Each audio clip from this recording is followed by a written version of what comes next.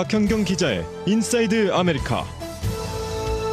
네, 새해에 경기 침체가 오거나 위기를 모면하더라도 이 보통 사람들보다는 부자들이 더 큰 타격을 입을 것이라는 전망이 나왔습니다. 월스트리트 저널을 이를 리치세션이라고 부르고 있습니다. 뉴욕타임즈가 새해를 위한 9가지 영양 정보를 전했습니다. 간단하고 놀라운 이 조언들이 올 한 해를 건강하게 만드는 데 도움을 줄 것이다 라고 하는데 자세히 살펴보도록 하겠습니다. 박현경 기자. 네, 안녕하십니까. 이번에 경기 침체가 오게 되면은 부유층이 더 타격을 받게 될 것이다. 이런 전망이 나왔네요. 네, 월스트리트저널이 어제 전한 내용입니다. 신문은 우선 기사 첫머리에 경기가 하락할 때 보통 빈곤층, 중산층, 그리고 부자 이렇게 미치는 영향을 소개했습니다. 네. 가난한 사람들에게는 주로 horrible, 끔찍하고, 그리고 중산층에게는 bad, 나쁜 수준이며, 그리고 부자들한테는 inconvenience, 불편한 정도다라고 했습니다. 네. 부자들이 그러니까 타격을 가장 적게 받는다는 것이죠. 근데 만약 2023년 올해 경기가 침체에 접어든다면 뭐 경기 침체까지는 오지 않더라도 이를 간신히 피해 간다면 그때는 평소보다 더 큰 타격을 받는 대상이 바로 부자가 될 것이라고 신문은 예상했습니다. 네. 그러면서 월스트리트저널을 이를 리치세션이라고 칭했는데요. 부자의 리치와 리세션이 경기 후퇴를 합한 리치세션에 대비하라는 게 이번 기사의 제목이었습니다. 그러면은 리치세션이 일어나게 될 것으로 예상되는 그 요인은 어디에 있는 겁니까? 지난주에 이 시간에 그 인플레이션이 중산층들한테 가장 큰 타격을 입힌다는 내용 전해드렸잖아요. 네네. 그때 당시와 좀 비슷한 그런 요인들이 꼽힙니다. 예. 먼저 가난한 이들의 재정 상황은 좀 더 나아졌습니다. 반면 부자들의 자산은 오히려 줄어들었는데요. 예. 순 자산이 증가한 정도를 비교하면 이렇습니다.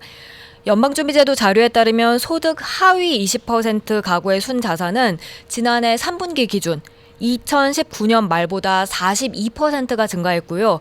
2021년 말과 비교를 해봐도 17%가 증가했습니다. 반면에 상위 20% 가구의 순 자산은 지난해 3분기 기준 팬데믹 이전보다 22% 증가하는데 그쳤습니다. 그리고 2021년 말과 비교를 했을 땐 오히려 7.1%가 감소했습니다. 네. 이렇게 순자산 차이가 벌어진 이유는 무엇 때문에 그렇습니까? 이 코로나 팬데믹 이후에 가난한 사람들에게 정부가 지원해준 지원금이 한 이유로 꼽힙니다. 월스트리트저널은 가난한 사람들은 정부 지원금으로 오히려 재정 상황이 나아질 수 있다고 전하고 있습니다. 반면 부자들의 경우엔 훨씬 더 높은 재정적 기반에서 출발했기 때문에 그래서 백분율 증가로서 봤을 땐 상대적으로 더 약해졌다는 분석입니다. 뿐만 아니라 주식시장이 많이 급락했잖아요. 네. 주식시장 급락하면서 주식시장에 돈이 들어간 경우 타격이 더 클 수밖에 없었는데요. 주식시장에 돈이 더 많이 들어간 건 아무래도 부자들이다 보니 이 부자들 재정적 타격이 커졌다는 평가입니다. 네. 그리고 또 임금이 얼마나 상승했냐 이것도 또 영향이 있다면서요. 네, 저임금 일자리는 구인난으로 풍부했던 반면에 네. 이 고소득 IT 기업들이 몰린 여기서는 대규모 해고가 있었지 않습니까? 예. 그러다 보니 임금 상승에도 차이가 커질 수밖에 없었습니다. 애틀란타 연방준비은행이 집계한 하위 25% 근로자의 12개월 이동평균 임금 상승률은 지난해 11월 기준 7.4%였습니다. 그런데 상위 25% 근로자의 12개월 이동평균 임금 상승률은 4.8%에 그쳤습니다. 그러니까 7.4% 대 4.8%입니다. 상대적으로 적게 번 이들의 임금이 더 큰 폭으로 오른 걸 알 수 있습니다. 이런 추세로 인해서 올해 이제 경기 침체기에 진입하게 되면은 부자들에게 더 큰 타격을 입힌다 이런 뜻이네요. 네, 맞습니다. 부자들이 더 크게 타격을 입을 수밖에 없다는 건데 월스트리트저널은 이 해고된 고소득 근로자들에게 위안이 될 만한 소식은 하나 있다고 했습니다. 상대적으로 새로운 일자리를 찾기 쉬워진다. 그게 위안이 될 수 있겠지만 그 일자리를 찾기까지 어떻게 보면 궁핍한 생활을 계속 이어 나가야 되고 버텨야 하다 보니까 경기 후퇴시 받는 영향은 더 커질 수밖에 없다고 분석한 겁니다. 네. 그리고 신문은 노동시장 수급 불균형이 가난한 미국인들의 재정 상황을 평소보다 나은 수준으로 이번에도 끌어올린다고 전했고요. 침체기에 이들의 재정 상태는 비교적으로 양호할 뿐만이 아니라 심각한 실직을 경험할 가능성도 적을 것으로 내다봤습니다. 그러면서 이번에 경기 침체가 발생하게 되면 경제는 평소보다 훨씬 더 평등한 그런 기반 위에 놓여질 수 있다고 신문은 덧붙였습니다. 네. 자, 다음 소식입니다. 미국인들의 새해 결심 1위가 건강 관련이라는 조사 결과가 있었는데 뉴욕타임스가 영양과 관련해서 팁 9가지를 보도했습니다. 정리해 주시면 좋겠네요. 네, 많이들 아실 내용도 포함됐습니다만 예. 주요 팁들 몇 가지 짚어보도록 하겠습니다. 첫 번째는 치아씨드를 이번엔 식당에 꼭 포함시켜라는 내용이었습니다. 아하, 이 네. 치아씨에는 섬유질과 항산화 물질이 풍부하기 때문인데요. 예. 이 치아씨에는 보통 이제 푸딩이나 아니면 잼 뭐 그런 것들을 만드는 틱톡으로도 큰 인기를 끌기도 했습니다. 예. 보통 스무디에 이 치아씨 한 숟가락 넣거나 식물성 우유에 담아서 간식으로 즐길 수 있고요. 아니면 전날 밤 요거트에 담가두고 그 다음날 아침에 먹기도 합니다. 이 치아시드가 뭐예요? 치아라는 그 씨앗입니다. 씨앗이에요? 예, 네네. 곡물 이름이 치아인데요. 아주 조그만하게 좁쌀보다 더 작은 듯합니다. 그거를 근데 부풀려서 이제 그러니까 물 같은데 담가서 부풀려서 먹습니다. 예. 아니 근데 예전에는 생판 난 이런 건 들어본 적도 없는 그러한 이름들이 요새 많이 나오네요. 네, 네. 몇 년 전부터 이게 큰 인기를 끌면서 어허. 이런 디저트 쪽에 많이 이제 네. 음식점 같은 데 가도 찾아볼 수 있습니다. 이게 조그만한데 그래요? 물에 불리잖아요. 그러면은 물고기 알 같이 이렇게 부풀어져요. 네.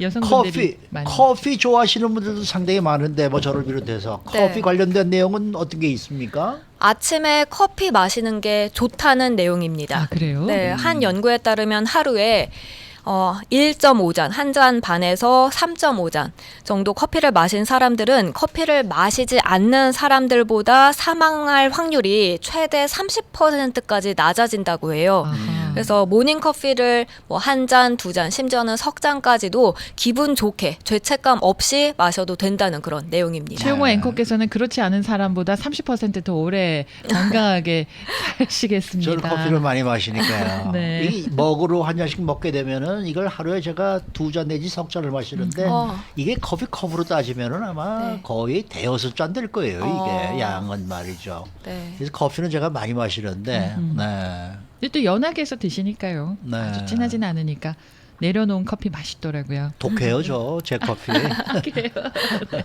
자, 와인에 대한 내용도 있다고 하는데 그건 또 어떤 내용입니까? 네, 아무것도 첨가하지 않은 천연 와인이 일반 와인보다 건강에 더 좋다는 그런 연구는 거의 없다고 뉴욕타임스는 지적했습니다.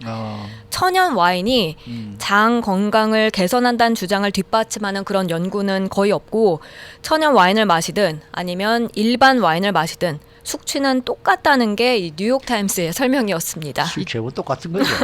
천연 와인하고 일반 와인은 어떻게 다른 건가요? 혹시 아십니까? 뭐 저는 잘 모릅니다만은 천연 와인은 그냥 포도만 가지고 만드는 와인. 아, 네. 포도만, 네. 포도만 이렇게 충전해서 만드는 와인이고 요즘 뭐 웬만한 와인에는 좀 들어가는 것들이 뭐가 많죠. 레드 와인에는 베리 종류들도 많이 들어가고요. 그렇네요.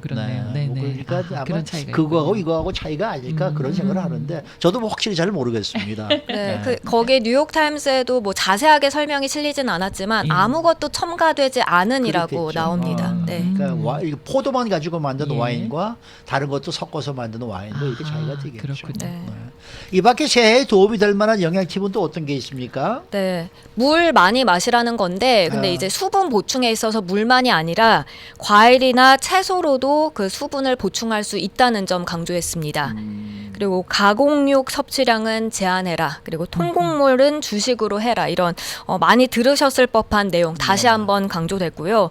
그리고 오후에는 그러니까 아침에는 커피를 마신다면 오후에는 밀차를 마시는 것이 좋다. 이런 내용도 있습니다. 그리고 건 과일이나 사탕, 젤리 같은 끈적끈적하고 단 간식은 피하라고 조언하고 있습니다. 네.